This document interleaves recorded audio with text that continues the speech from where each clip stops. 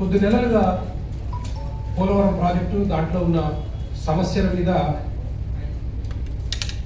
ప్రభుత్వానికి అందుతున్న రకరకాల నివేదికలు, ప్యానల్ ఆఫ్ ఎక్స్పర్ట్స్, అంతర్జాతీయ నిపుణులు, 2 అమెరికన్లు 2 కెనేడియన్లు పోలవరం నిర్మాణాన్ని పర్యవేక్షిస్తున్నారు. వాళ్ళు ఇచ్చే రిపోర్ట్లు, సిడబ్ల్యూసికి రాష్ట్ర ప్రభుత్వాలు మధ్య జరిగే ప్రత్యుత్తరాలు, వీటన్నిటి ఆధారంగా చూస్తే పోలవరం నిర్మాణంలో చాలా లోపాలు ఉన్నాయి. ఆ లోపాల మూలంగా డ్యామ్ రక్షణకి, భవిష్యత్తులో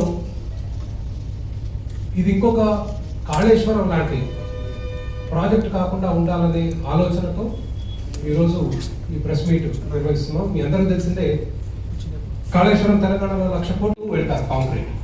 ఈ ప్యానల్ 2 ప్యానల్స్ మధ్యలో గోడ చాలా పక్కాగా ఎటువంటి గ్యాప్ లేకుండా ఉండాలి, లేకపోతే ఆ గ్యాప్ నుంచి నీళ్లు మీ పైనుంచి కిందకు వచ్చే ప్రమాదం ఉంది. అది నిపుణులు మేము తీసిన ఫోటో కాదు, వాళ్ళు నిపుణులు తీసిన ఫోటో. అది అంతర్జాతీయ నిపుణులకి డయాఫ్రామ్ వాల్లో ఉన్న లోపాలు కల్పించకుండా మళ్ళీ ప్యాచ్ వర్క్ కప్పిపుచ్చే ప్రయత్నం కూడా చాలా నాసిరకంగా ఒక మేస్త్రితో ఒకటి పూయించాడు. అయితే ఇందులో విషయం ఏంటంటే, ఇది 3.5 మీటర్లు భూమి పైన కనిపించే గోడ, భూమి లోపల 100 మీటర్లు ఉంది గోడ. ఎవరు చూడాలి, ఎవరు చెప్పలే పదం కనిపిస్తుంది. ఎక్కువ అవసరానికి మించి చాలా ఎక్కువ కాంక్రీట్ పోయటం జరుగుతుంది. దాని తర్వాత కోసేస్తారు, మళ్ళీ మీకు ఒకసారి అర్థం వరకు కొట్టేస్తున్నాం. డిజైన్ ప్రకారం, సిడబ్ల్యూసి డిజైన్ ప్రకారం గోడ ఎత్తు సముద్ర గర్భం నుంచి 19 మీటర్ల ఎత్తులో ఉండాలి. ఈ నిపుణులు పోయిన సంవత్సరం వచ్చినప్పుడు stop this immediately, literally stop this immediately అని చెప్పారు. ఇక 4వ విషయానికి వస్తే, పోలవరం స్పిల్వే కనుక మీరు చూస్తే దానికి ముందు నీళ్ళని స్పిల్వే మీద సాఫీగా పంపించడానికి కట్టారు. మీరు గమనించవచ్చు, నీటి ప్రవాహం నేను ఆరోసేసి చూపించాను, బాణం గుర్తుంది. ఆ నీరు గైనబండిని కొట్టేసి ఎక్కడికి వెళ్తుంది, మళ్ళీ డయాఫ్రామ్ వాల్ దగ్గరికి వెళ్తాయి. నీళ్ళు డయాఫ్రామ్ వాల్ని కొట్టేస్తాయి. 2026లో గతంలో వచ్చినటువంటి వరదలు కనుక వస్తే ఇట్లా స్పిల్వే వచ్చి కింద పడతాయి నీళ్ళు. అక్కడ చాలా డ్రెడ్జింగ్ చేయాలి. పోయిన సంవత్సరం జూన్లో 669 కోట్లు, బీఆర్ఎస్కి 201 కోటి, కాంగ్రెస్కి 158 కోట్లు, టీడీపీకి 53 కోట్లు, వైఎస్ఆర్సీపీకి 37 కోట్లు, జనసేన 14 కోట్లు. ఏ పార్టీ మాట్లాడుతుంది దీన్ని డబ్బులు తీసుకున్న తర్వాత? ఏ ప్రతిపక్షం మాట్లాడుతుంది దీన్ని డబ్బులు తీసుకున్న తర్వాత? కట్టేసేసి అక్కడ కట్టడం మొదలెట్టేసి ఇప్పుడు దాన్ని ఏం చేయాలో అర్థం కాదు, బుర్రబట్టు కూర్చున్నారు సిడబ్ల్యూసీ. మేము అనేది ఏంటంటే, ఇలాంటి తప్పులు చాలా జరుగుతున్నాయి. అవన్నీ కాగితాల మీద ఉన్నాయి. మరి కాగితం మీద ఉంటే ఎందుకు ఆపట్లేదా సెంట్రల్ గవర్నమెంట్? వీళ్ళంట నోటి మాటతో చెప్తారంట,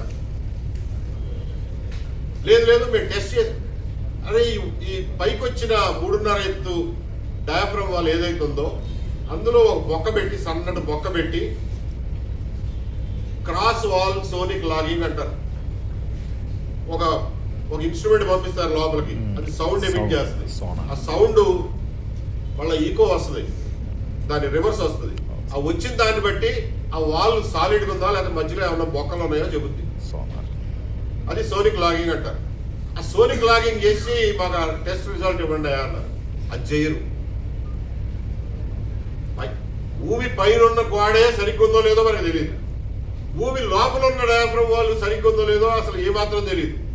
ఆ టెంపరేచర్ రికార్డ్స్ అన్న ఇస్తే మేము ఎస్టిమేట్ వేస్తాం సరిగ్గా ఉందో లేదో అని చెప్తున్నారు. అది ఎవరు?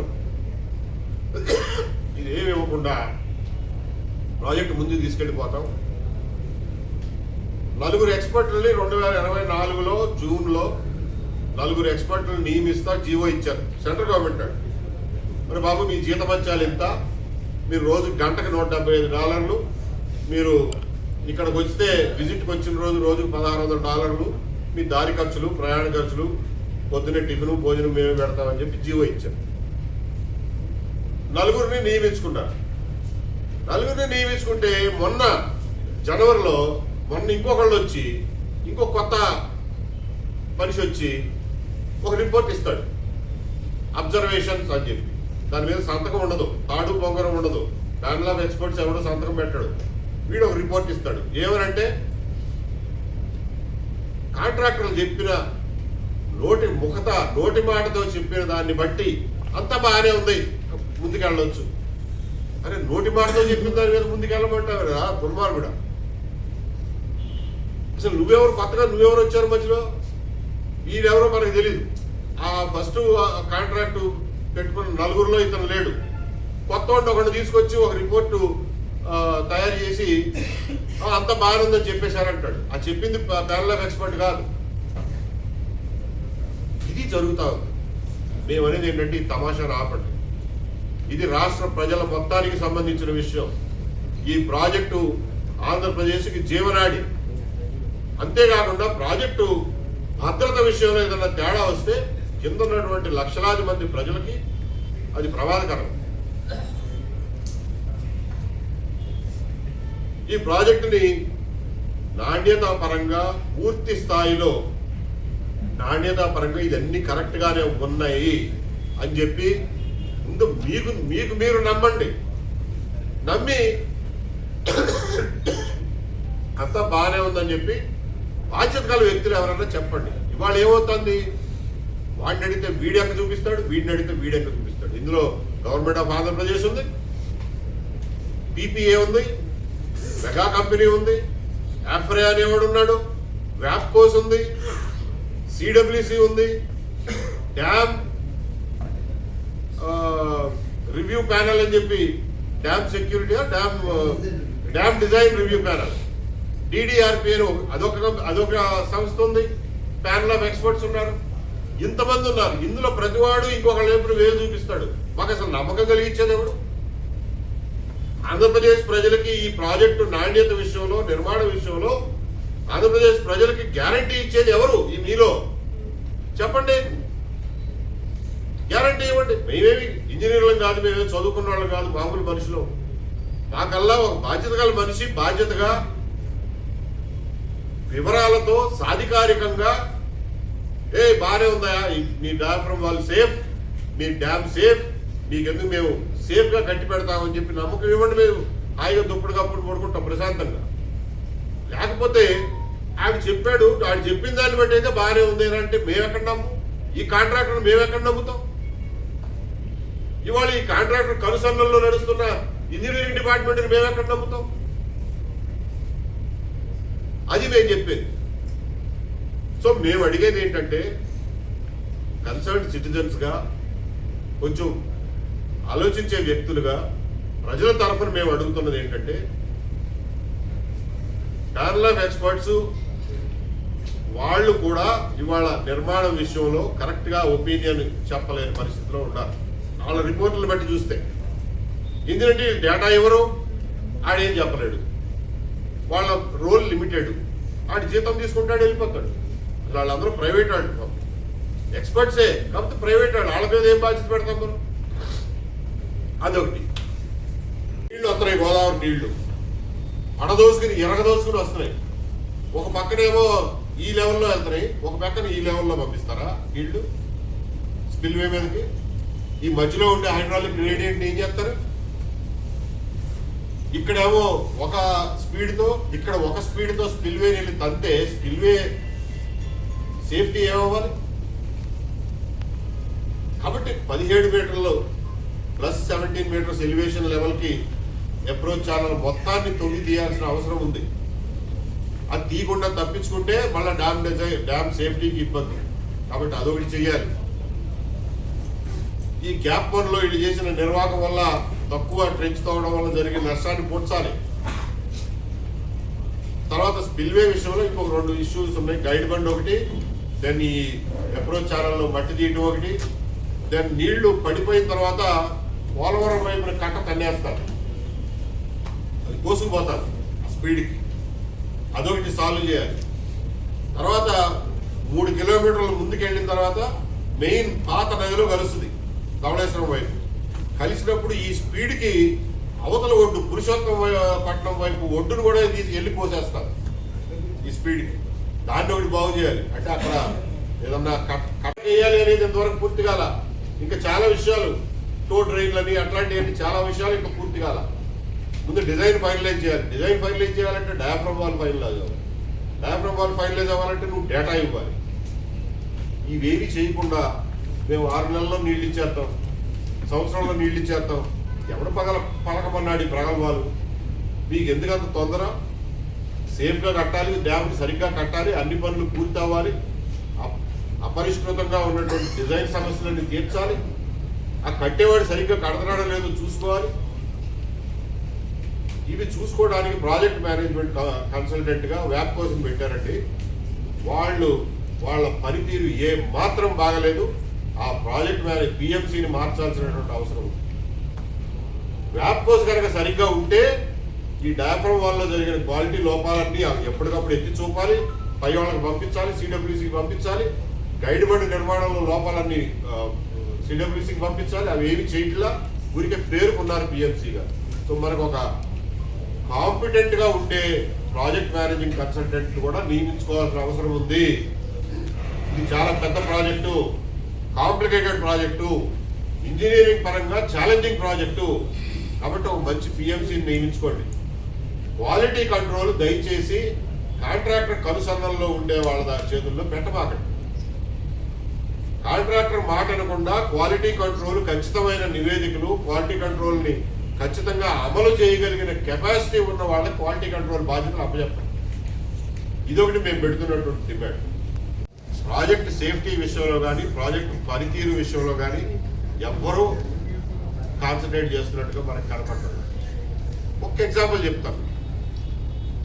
ఒరిజినల్ ప్రాజెక్టులో పోలవరం వైపు నుంచి పురుషోత్తంపట్నం వైపు ఒక బ్రిడ్జ్ కట్టాలి అనేది ప్రాజెక్టులో ఒక భాగం.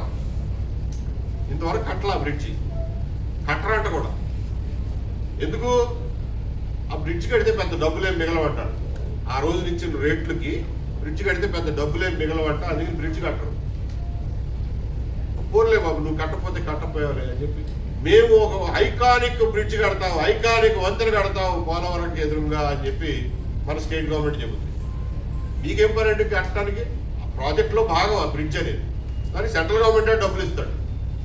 ఆడతో కట్టించుకోకుండా మీరు ఇంకొక 1000 కోట్లు పెట్టి ఒక ఐకానిక్ బ్రిడ్జ్ కడతా ఉంటారండి. అట్లాగే ఇప్పటి వరకు తవ్వకాల్లో ఇసుక, మట్టి, రాళ్ళు, రప్పలు, చిన్న పెద్ద రాళ్ళు, పెద్ద బౌల్డర్లు అన్నీ కలిపి 11 కోట్ల క్యూబిక్ మీటర్లు తవ్వి తీసామండి. 11 కోట్లు క్యూబిక్ మీటర్లు తవ్వితే అందులో రేపు పొద్దున ఈసీఆర్ఎం డ్యామ్ కట్టడానికి ఇంతలా రాళ్ళు కావాలి, బౌల్డర్లు కావాలి. ఆ బౌల్డర్లు అంటే వాళ్ళకి 35 లక్షల క్యూబిక్ మీటర్ల బౌల్డర్లు దొరకలేదంట వీళ్ళకి. ఇది ఇంత తవ్వి తీసిన దాంట్లోంచి వాళ్ళకి రాళ్ళు దొరకట్లేదంట. మళ్ళా రాళ్ళు తవ్వడానికి ఒక పక్కన కొండలోంచి రాళ్ళు తవ్వడానికి ఒక 250 కోట్ల కాంట్రాక్ట్ ఈ మధ్యన ఇచ్చారు. మొన్న జనవరిలో ఇచ్చారు. 250 కోట్లు కాంట్రాక్ట్ చేసి కొండ తవ్వి మళ్ళీ రాళ్ళు తెచ్చుకుంటారంట. ఉన్న రాళ్ళు పనికి రావాలి. ఇట్లా ఉంది ఈ ప్రాజెక్టులో పెట్టే ఖర్చు, ప్రాధాన్యతలు ఇలా ఉన్నాయి. అది నేను ముఖ్యంగా చెప్పవచ్చు. ఆ కొండ రాళ్ళు తవ్వి దాన్ని చదువు చేసి అక్కడ రిసార్ట్ కడతారేమో, మరి ఆ రిసార్ట్ ఎవరెవరు పంచుకుంటారో మాకు తెలియదు. కానీ వీళ్ళు చేస్తున్నటువంటి నిర్వాహకాలు ఇవి. దీన్ని సెంట్రల్ గవర్నమెంట్ గట్టిగా మాట్లాడదు. వాళ్ళకేం పోయింది?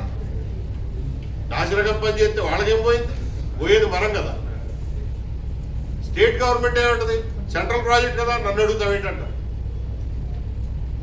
కాబట్టి దీన్ని ఈ ప్రజల ప్రాణాలతో చెలగాటం ఆడడం ఇంకా ఆపండి. పోలవరం ప్రాజెక్టు నాణ్యత విషయంలో ఖచ్చితమైనటువంటి నిర్ణయాలు, బాధ్యతాయుతమైన నిర్ణయాలు తీసుకోవాల్సిన సమయం వచ్చింది. ఎందుకంటే ప్రాజెక్ట్ ఒక క్రూషియల్ ఫేజ్లో ఉంది. కాబట్టి వీటన్నిటికీ సరైనటువంటి సమాధానాలు చెప్పి ఇంజనీరింగ్ పరిష్కారాలు కనుక్కున్న తర్వాత మాత్రమే ప్రాజెక్టుని ముందుకు తీసుకెళ్ళండి అని చెప్పి డిమాండ్ చేస్తున్నాం. ప్రజలందరి తరఫున డిమాండ్ చేస్తున్నాం. మీరు అడగచ్చు కొంతమంది, నువ్వు ఒకటి తయారయ్యేప్పుడు శల్యుడివి ప్రాజెక్ట్ డిలే చేయడానికి అని చెప్పి ఇంకొకళ్ళు అడగచ్చు. మాకేమన్నా అవసరమా? మాకేమన్నా ఇంట్రెస్ట్ ఉందా ప్రాజెక్ట్ డిలే చేయడానికి? మేమీ రాష్ట్రంలో ప్రజలకు మాకేం ఇంట్రెస్ట్ అండి ప్రాజెక్ట్ డిలే చేయడానికి? ఎప్పుడు తొందరగా పూర్తవుతుందా అని చెప్పి ఎదురు చూసే వాళ్ళలో మేము అడిగేదల్లా సేఫ్టీ లేకుండా కట్టబాకండి,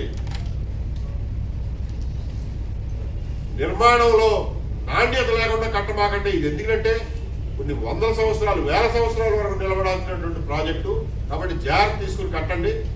ఎందుకంటే ఈ కాంట్రాక్టర్ల లీలలు, గవర్నమెంట్లతో ఉన్న వాళ్ళ చెలివి, ఇవన్నీ మన కళ్ళ ఎదురు కనిపిస్తున్నాయి. కాబట్టి మనం ఎవరిని నమ్మలేకుండా ఉన్నాం ఈరోజు.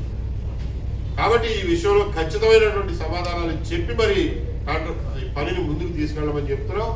దీనివల్ల 5-6 నెలలు డిలే అయినా పర్వాలేదు, కానీ నాణ్యత విషయంలో రాజీ పడడం ఏ మాత్రం ఆమోదయోగ్యం కాదు అని చెప్పి మరొకసారి గట్టిగా చెప్తున్నాం. ఈ విషయంలో ఎవరు ఏ అనుమానాలు వ్యక్తపరచదలుచుకున్నా కానీ మా వెబ్సైట్ మీద కానీ లేకపోతే మా ఫేస్బుక్లో కానీ, ఎందుకంటే మాకు వేరే మార్గం లేదు, అక్కడ మీ అనుమానాలు వ్యక్తపరచండి. మీరు కూడా ఇంకా కొన్ని ప్రశ్నలు ఉంటే లేవనెత్తండి. వాటిని మా చేతనైనంత వరకు ప్రజలందరికీ చేరుస్తాం. ప్రభుత్వానికి చేర్చడానికి మా సాయశక్తిలో ప్రయత్నం చేస్తున్నాం. మాకు ఎక్కడ తలుపులు ఎవరూ తెలుసుకోవట్లేదు, కిటికీ కూడా తెరవటం లేదు. కాబట్టి మేము చేయగలిగింది డైరెక్ట్గా ప్రజలకు నివేదించడం వరకే, వాళ్ళకు ఉత్తరం రాయడం వరకే. అది తప్పకుండా చేస్తాం. మేము వెళ్ళి సిడబ్ల్యూసీకి కూడా ఈ విషయాలు కూలంకషంగా వివరించి చెప్పి సిడబ్ల్యూసీకి కూడా ఒక వినతి పత్రం లేకపోతే ఒక లెటరు ఇద్దామనే నిర్ణయానికి వచ్చాం. అది సమయం చూసుకుని ఆ పని కూడా చేస్తామని చెప్పి తెలియజేస్తున్నాం.